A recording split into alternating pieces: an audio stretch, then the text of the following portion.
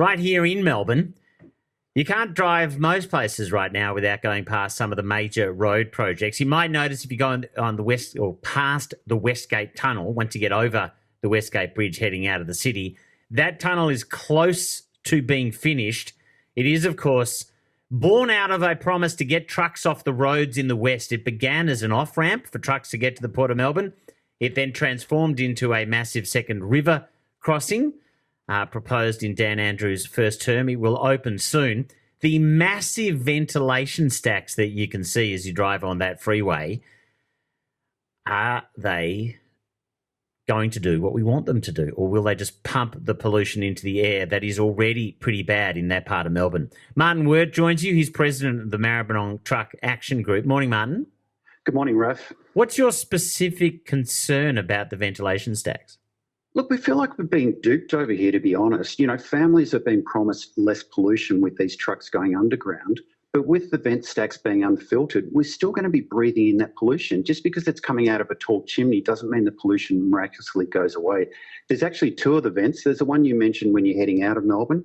There's also one right next to Yarraville Gardens as well. So there's tunnel vent stacks at the end of each of the All right, so there's one as you head into the city past Williamstown Road, and then there's one outbound near the massive electricity substation. Is that right? Yes, that's correct. Yeah. Yes. When you say they're unfiltered, what do you mean? Like there's just ventilation, there's nothing stopping the stuff coming out? It's a fan just pushing all the pollution from the tunnels straight out. The government set up an inquiry in 2017, an EES process that looked at the potential impacts, and their recommendation was to filter from day one, but the government of the day chose to ignore that recommendation. Are there stacks coming out of the North East Link that are filtered? There's CityLink, yes. They are not filtered either. Sorry, the CityLink ones are the ones we already have. They are not filtered. Yes, correct. They're not filtered. Okay. That's correct. The thing is... Sorry, go ahead, man. The city of Maribyrnong already has really high impact from the number of trucks that have been running through our streets for decades. Like, for example, our hospital admission rates for kids with respiratory are, the highest in the state. Our stroke rates in the city of Maribyrnong are 170% above the Australian average. And these are all diseases that are related to air pollution. And the city of Maribyrnong, we've got an average young population, low smoking rates, low obesity. We should not have stroke rates like that. You lost the fight, though, I think I remember that recommendation being made about filtration, and I think I remember your anger when the government decided to proceed as they have done. You lost this fight a while ago, didn't you?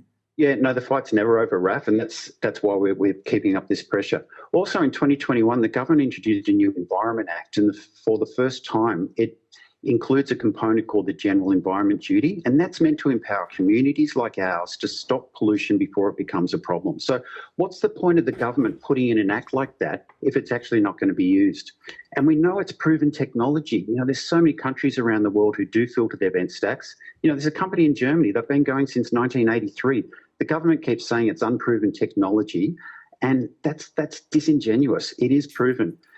The thing is, it's so frustrating. This is such an easy solution for a community. City Hobson's Bay in the city of Maribyrnong, so many suburbs here. It's an easy solution. Just filter the stacks. You can basically just order the filtration tomorrow from these companies in Europe. But we know if they try and retrofit this later on, it's going to involve closing down the tunnel. And do you think Transurban's going to want to close down their tunnel later on to fit filtration? No.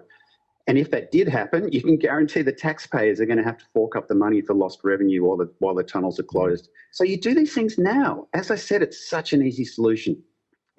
We'll find out if they pursue it, Martin. I suspect they won't, but we'll stay on it. Thanks for your time. Yeah, that's all right. Thank you very much for your time, Raf. Martin Wurt there, president of the Maribyrnong Truck Action Group.